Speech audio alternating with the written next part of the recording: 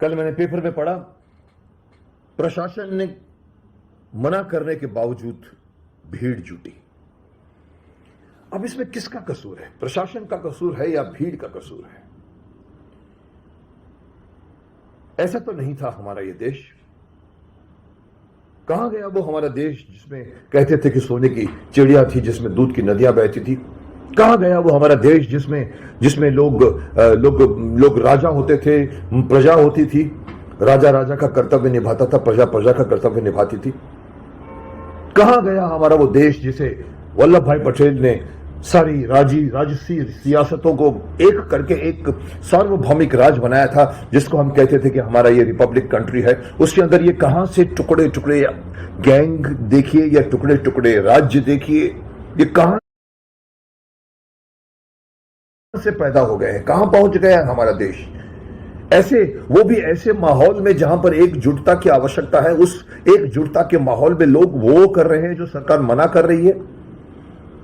Corona ने अपना एक भीषण विकराल रूप ले लिया है, सेकंड फेज पर पहुंच गया है। मना करने के बावजूद भी लोग इकट्ठे हो जाते हैं आज भी, चाहे वो धार्मिक फंक्शन हो, चाहे वो सब्जी खरीदने का हो या मॉल में जाने का हो, चाहे वो बस स्टेशन पर हो, चाहे पर कभी मास्क नहीं लगाते, और मास्क नहीं लगाते तो पुलिस उनसे पूछती है कि मास्क नहीं लगाए, तो पूछते क्या है तुम्हारा कोरोना, कहां है तुम्हारा कोरोना, क्या चाहिए आप लोगों को, कौन सा इशारा चाहिए? मैं एक कॉमन मैन से पूछना चाहता हूं, आप लोगों के लिए क्या इशारा चाहिए? इशारा तो एक बुद्धिमान के लिए होता है, वो काफी होता है। आपको तो इशारे तो छोड़िए, आपको तो पूरे के पूरे आसपास एक्शन ही एक्शन दिख रहा है। लोग मर रहे हैं, कभी यहां से खबर आती है, कभी वहां से खबर आती है। कोरोना के इलाज के लिए लोग हॉस्पिटल बेड ढूंढ रहे हैं, हॉस्पिटल बेड नहीं मिलता, इलाज के लिए इंजेक्शन नहीं मिलता, ऑक्सीजन सिलेंडर नहीं मिलती। उसके बावजूद आप लोग धृष्टता करके सड़क पर आ जाते हैं। आपको क्या, अपने जान की फिक्र अगर नहीं है तो दूसरों की जान की फिक्र तो करिए। काहे को इलेक्शन करवाया गया इस बार? मैं इस बात को उठाना चाहता हूं, मैं पहले भी उठा चुका हूं। मुझे याद है, मैं 3 से 4 महीने पहले मैंने ये बात अपने वीडियो में कही थी। मैंने कहा था कि मोदी जी सेना बुलाइए। उस वक्त फर्स्ट फेज था और लोग घरों से बाहर निकल रहे थे और उनको मना किया गया था।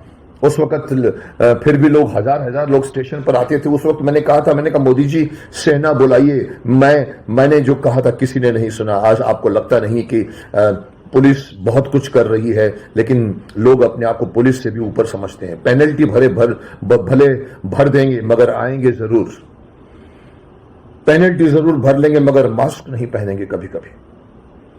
ये किसके कंट्रोल में है? ये जो चुनाव की रैलियां हुई हैं, प्रशासन के कंट्रोल में है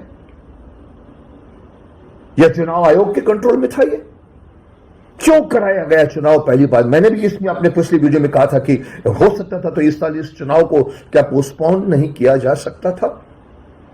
जब हर चीज पोस्टपोन हुई है, एग्जाम्स पोस्टपोन हुए हैं, लोगों की 1 साल का करियर, 1 साल का उनका पढ़ने का साल वेस्ट हुआ है, लेकिन उसको पोस्टपोन किया गया। क्यों? क्योंकि कोरोना की महामारी फैली हुई है। तो ऐसे माहौल पे इलेक्शन करवाना कौन सी बुद्धिमानी का काम था? यह हमारा देश नहीं है। हमारा देश वो है जिसमें प्रशासन होना चाहिए, राजा की बात प्रजा को माननी चाहिए। प्रजा अगर बट गई है, स्टेट्स में बट गई है। कुछ लोग ये कहते हैं कि आप लोग कहां से आए हो, आप लोग तो बाहर वाले हो। हमारे ही देश में हमारे ही लोग एक स्टेट से दूसरे स्टेट पे जाते वक्त ये सवाल पूछा जाता है कि आप तो बाहर वाले हो, यानी कि आप क्या अपना एक, मैं नाम नहीं लूंगा लेकिन आप जानते हो मैं किसकी बात कर रहा हूं, आप लोगों ने क्या अपना एक दायरा बना लिया है जिसमें आप अपना खुद का एक डिक्टेटरशिप वाला राज चलाएंगे? आप इस डेमोक्रेटिक कंट्री में जिसमें चुनकर प्रधानमंत्री आए हैं, चुनकर पार्लियामेंट बनी है, movement from one state to another state, if it is restricted then it is no longer democratic country. और हो रहा है, इलेक्शंस हुए। मैं दोष देना चाहूंगा चुनाव आयोग को, इसका दोष देना चाहूंगा।